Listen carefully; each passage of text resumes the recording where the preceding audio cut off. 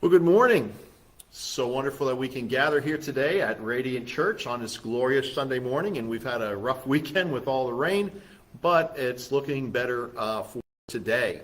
So if this is your first time here with us, I want to extend a very warm welcome. We are excited to have you as part of this community today, and today is Mother's Day. So we wish all the mothers a very happy Mother's Day today, and we hope that your day is filled with the love of your family. Now, if you ever,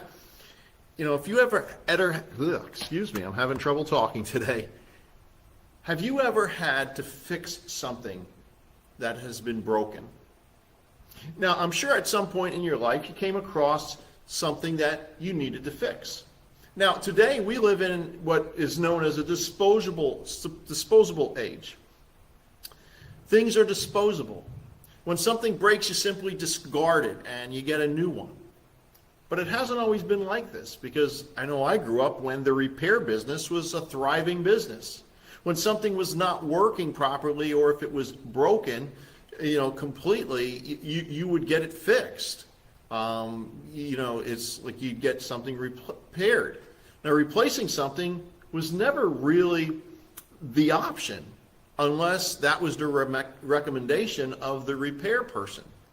See, I also grew up where people would fix if they needed to fix something, that they could do it themselves, before calling somebody in to do it. So we grew up, fixing things and not not replacing things so easily. We always fixed things instead of replacing them. And I remember a few years ago when the wall on my patio was buckling. It started to cave in because of the weight of the yard pushing in against it, because the yard where the wall is, it's on a hill. And the wall separates the patio from the yard where the hill is. Now, this was a do-it-yourself project for me, because I just figured that all I had to do was dig out the dirt behind it, and I'd be able to kind of push the wall back in place, and that would be the end of it. Well, that was not the case. Now, my son, he was 11 at the time, and I enlisted his help for this project, but once the dirt was removed, the two of us began to push on the wall to get it back in place. Now, we started pushing, and all of a sudden, the wall, which is made out of, those rather large Hollywood blocks, as you call them, the wall just started coming apart. So now I had a bigger mess and a bigger project than I had originally anticipated. And I talked to a few of my friends about the situation that I had, and they told me that I needed water retention rocks behind the wall to keep the dirt from pushing the wall in the future. Now, my father was a bricklayer when he was younger, so I had to help him around the house whenever he had a do-it-yourself project at home. So there are a few occasions where he laid bricks and blocks and all that kind of stuff, and he'd build walls or had little projects with Hollywood blocks. So I had seen it done before and even helped, but I never did it myself. Now, my dad had passed at this point, so I was on my own to figure this one out. Now, I had all my dad's cement and bricklaying tools. Well, my brother had them. I just had to borrow them from him. But I had all that I needed in the way of tools. Now, I assessed the situation, and the blocks from the original wall, the blocks were still in good shape. So I was able to reuse them. All I really needed was to buy the water retention rocks and the cement for the blocks. Now, since my job when I was working with my dad was to mix the cement, I was in good shape there. I knew what to do. I just needed to figure out how much to buy and how to rebuild this wall. Now, I remember more than I thought from watching my dad, but I still needed to watch a few YouTube videos to be sure of what I needed to do. I took everything into account as to what was needed to be done, what needed to be bought, and I had a plan to proceed and build that wall. Now, I'm happy to report that after 10 years, the rebuilt wall is still standing, and it is still straight and no longer caving in.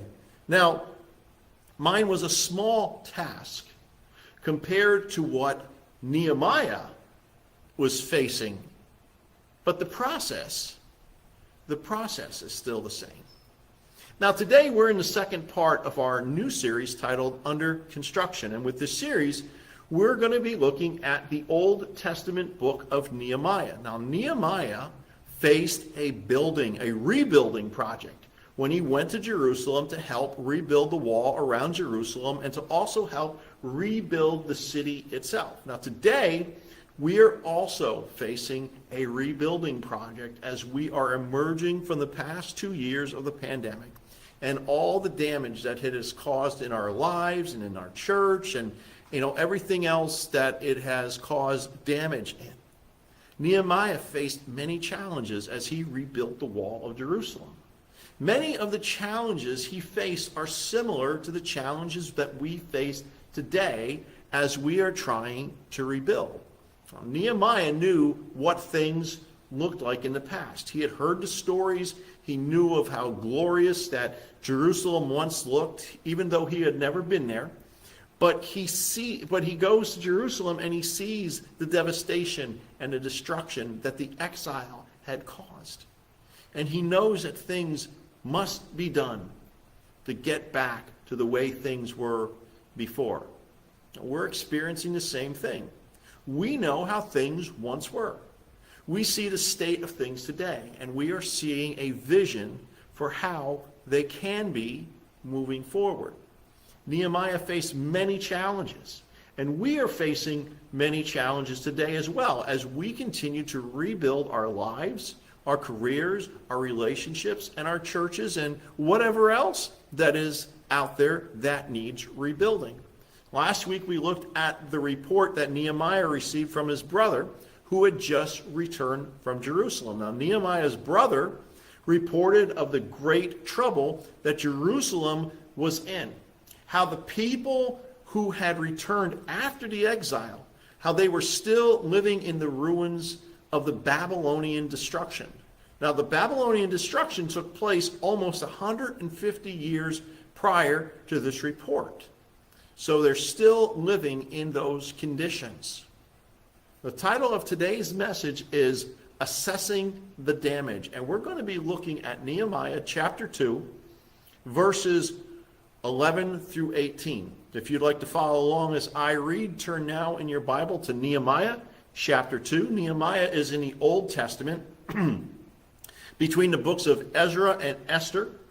Or you can look up Nehemiah 2:18 on the device of your choosing. Nehemiah 2, verses 11 through 18 reads as follows. I went to Jerusalem, and after staying there 3 days, I set out during the night with a few others. I had not told anyone what my God had put in my heart to do for Jerusalem. There were no mounts with me except the one I was riding on. By night I went through the valley gate toward the Jackal Well and the Dung Gate, examining the walls of Jerusalem, which had been broken down, and its gates, which had been destroyed by fire. Then I moved on toward the Fountain Gate and the King's Pool, but there was not enough room for my mount to get through. So I went up the valley by night, examining the wall. Finally, I turned back and re-entered through the valley gate. The officials did not know where I had gone or what I was doing, because as yet I had said nothing to the Jews or the priests or the nobles or officials or any others who would be doing the work. Then I said to them, you see the trouble we are in. Jerusalem lies in ruins, and its gates have been burned with fire. Come, let us rebuild the wall of Jerusalem, and we will no longer be in disgrace. I also told them about the gracious hand of my God on me, and what the king had said to me. They replied, let us start rebuilding. So they began this good work. This is the word of the Lord. Now, after Nehemiah received the report about Jerusalem, the first thing that he did was pray. That's where he started. We looked at this last week after he got the report. And this is what happened in between, the verses we read last week and the verses we're reading today. He prayed. Nehemiah was the cupbearer for the king of Persia, and the king's name was Artaxerxes. When he went in that day to serve the king, He was not able to hide his sadness. He was not able to hide the sadness that he felt after hearing about Jerusalem. Now, the king had never seen Jeremiah like this before. So he asked Nehemiah why he was so sad. And Nehemiah explained. The king asked Nehemiah what he wanted to do. Nehemiah asked if he could go to Jerusalem. He asked the king, can I go to Jerusalem and rebuild the wall, rebuild the city, rebuild the gates, do what needs to be done. He also asked the king if the king would be willing to provide safe passage for him to Jerusalem, and if the king would also provide the resources that he would need to rebuild the wall and the city gates of Jerusalem. And the king granted Nehemiah's request. Now, Nehemiah knew that God was with him, and how God answered his prayer and gave him a vision of what needed to be done. And he shared that with the king. Now, when everything was in place, Nehemiah traveled to Jerusalem. And it was a 3-month journey from Susa, where Nehemiah was, where he lived, where he served. And it was from Susa to Jerusalem. It was a 3-month journey. Now, Nehemiah arrives in Jerusalem and stayed there for 3 days before doing anything. He gets there and he just relaxes for 3 days. He took those 3 days to rest from this long journey, and he probably also took that time to pray and to seek God's direction. He probably also used those 3 days to get a feel for the people of the city and what was happening around him. See, Nehemiah had never been to Jerusalem before. This was his ancestral home. That just kind of like, like us, if, we have descendants from like Italy or from Ireland or, someplace else. It would be considered like our ancestral home, but some of us have never visited the countries where, our grandparents or maybe great-grandparents, or in some places where our parents had come from. And Nehemiah was in that situation. Jerusalem was his ancestral home, but he was never there. Nehemiah was a child of the exile, and he spent his life in Babylon, which became Persia after Persia conquered Babylon. The people of Jerusalem, they were exiled in 586 BC after Jerusalem was attacked, conquered, and destroyed.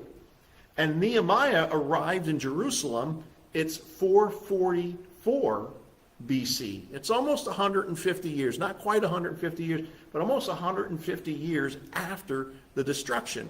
And even though people began returning to Jerusalem after the exile 90 years prior, and Ezra and his group went there to rebuild the temple 25 years prior to Nehemiah, Jerusalem was still in a state of ruin. So after 3 days, Nehemiah gets there, he, does what he does for 3 days, and then he sets out at night with only a few men to examine the wall of Jerusalem. Now, Nehemiah, he didn't tell anyone why he was there or what he was planning to do while he was there. Nehemiah was being discreet. He was also being humble. He's being humble about all that was happening. See, he wasn't about to come blazing into Jerusalem and start a major project without first knowing the situation and knowing the people. He proceeded quietly. He did it at night so as not to raise any alarms, and he took only one animal to ride on, which was probably a donkey and not a horse. And he headed out he headed out not with a large group, of people, but, all riding on horses. That, if he would have rode out with a large group of people all riding on horses, that would catch the attention of everybody, whether it was during the day or overnight. So Nehemiah is being cautious. He's being discreet. He just wants to check things out. So Nehemiah goes out through what is known as the Valley Gate, which is on the southern side of the city. And the path that Nehemiah describes here looks like he examined the southern end of the city of Jerusalem. So Nehemiah went out and he examines the wall around Jerusalem. Now, the Hebrew word for examined means to look into something very carefully. Now, this was a medical word for probing a wound to see the extent of the damage. And this is what Nehemiah is doing. He's probing the wound of the wall and the gates of Jerusalem to see the extent of the damage. See, when we need to rebuild anything, whether it be a physical structure or whether it be a relationship or whatever it is, we need to take an honest examination of the extent of the damage. If I want to properly heal a wound, if you want to properly heal a wound, we need to know the extent of the damage. Otherwise, what we'll be doing is we're only going to be putting a Band-Aid on what could otherwise be a huge gaping wound. You need to assess the situation. You need to know what you are facing so that you know what is necessary to fix it. Nehemiah came to Jerusalem. He saw firsthand the extent of the damage of the city, of the wall, and of the gates of Jerusalem. It was so bad at one point that he couldn't even ride through it.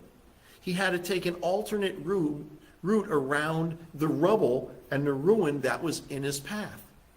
Nehemiah investigated the situation so he would know the magnitude of the task before he shared his vision with others.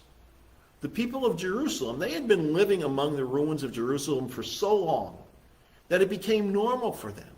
See, if we live with a problem for a long period of time, it becomes normal, and we lose sight of how much better things could be. Many walls needed rebuilding, and many gates needed replacing. At the time that Nehemiah examined the wall of Jerusalem, it's estimated that the circumference of the city was about 1.5 miles around. And it enclosed approximately 80 or 90 acres of land. The new wall needed to be 3 to 4 feet thick, and it needed to be 15 to 20 feet high. So just by those dimensions alone, you can see that this is no small task. This is a huge wall that Nehemiah needed to build. And he needed this wall to be fortified, meaning that it would be able to withstand an attack by an invading army. That's what happened to the original wall. It was there to fortify, and it kept out many attacks until the last one that they were just overrun.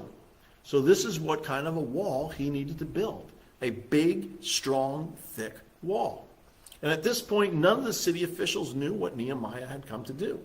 They didn't know where he had gone or what he was doing because Nehemiah hadn't told anyone. None of the people that Nehemiah needed to do this work knew what he was doing or why he had come. But that was about to change. They needed to know. But first, Nehemiah needed to know the situation.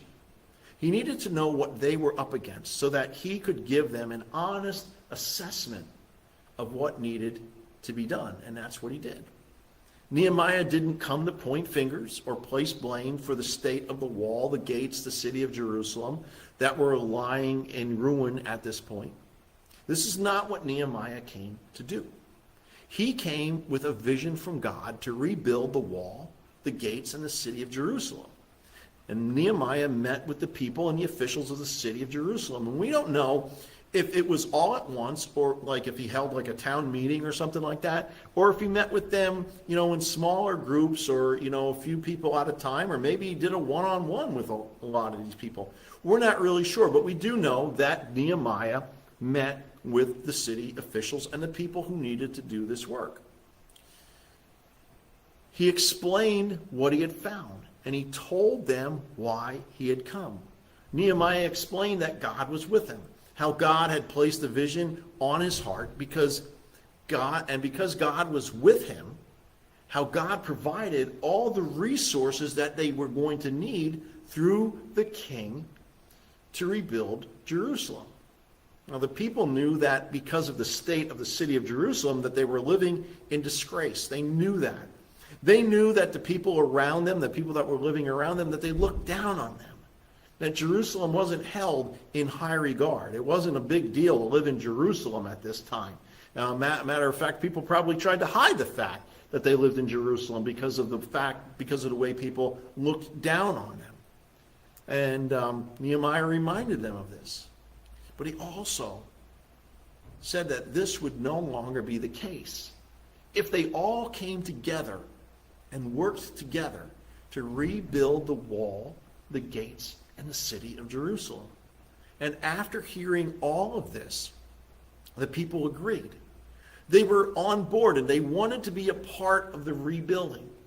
They were ready to go, and now they're actually kind of anxious to get started. Now, before moving ahead with something like this, you need to know everything possible about what can be known about the situation. That's what Nehemiah did. See, when I first saw the condition of the wall of my patio that it was in, I thought it would be a quick and easy fix. But as I proceeded, I learned that it was going to be a much more involved project. If I wanted that wall fixed, and if I wanted it fixed right, I needed to know the full extent of what was wrong with it, why it was caving in the first place, and deal with the entire problem. This is what I did, and as I said earlier, that wall is still standing strong today, 10 years later. Now today, you may have something that needs rebuilding in your life. You may have a relationship that needs to be rebuilt. You need to start by first assessing the damage, taking a good hard look and thoroughly examine the situation. You need to know why the relationship was broken in the first place. You need to know the full extent of the damage before you can begin to rebuild that relationship. The same is true for everything that we need to rebuild as we come out of the situations that were caused by the pandemic. Now, Nehemiah came to Jerusalem with a vision from God. And like all visions, they are always a picture of what could be and what should be from God's perspective. Not from our perspective, but from God's perspective. Nehemiah needed a full and true assessment of the damage before he proceeded.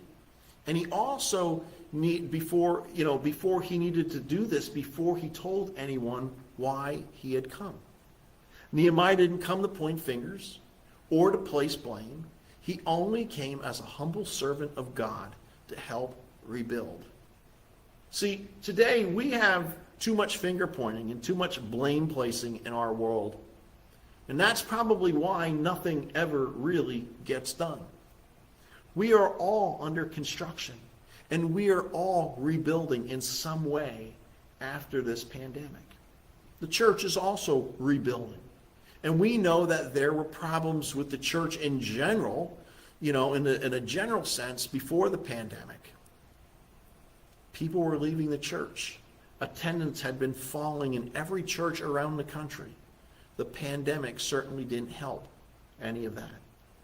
But we have to assess the damage. We have to take a hard look at what needs to be done to rebuild. What needs rebuilding in your life today? What do you need to repair? Well, before you start, take time to pray. Be honest with God and ask for his help. He's waiting, and he wants to help you. Then assess the damage. Take an honest look at what needs to be done and be willing to see it through to the end. And don't give up. You're going to face some challenges along the way. And as we proceed through this series, we're going to see the challenges that Nehemiah faced and how he dealt with them. So don't point fingers or place blame. Just assess the situation and rebuild. We have to be willing to be used by God to rebuild where he is calling us to rebuild. We have to assess the damage and trust that God is with us and that he will provide what we need to rebuild the things that have been destroyed. We have to trust that God will provide and that God will help us as we rebuild. Amen. Well, thank you for joining us and spending a part of your Sunday with us. And every Sunday, we're right here at the Forks Township Community Center with our live service at 10 a.m. Our weekly message from Radiant Church, as always, will be broadcast live here at 10:30 on Facebook Live. And you can follow and connect with us on Facebook at Radiant Church PA and also on our website, radiantchurchpa.org. And as you go out through this week, may the Lord bless you and keep you. May the Lord make his face shine upon you and be gracious to you. May the Lord turn his face towards you and give you peace. Amen. Have a great week. Go in peace.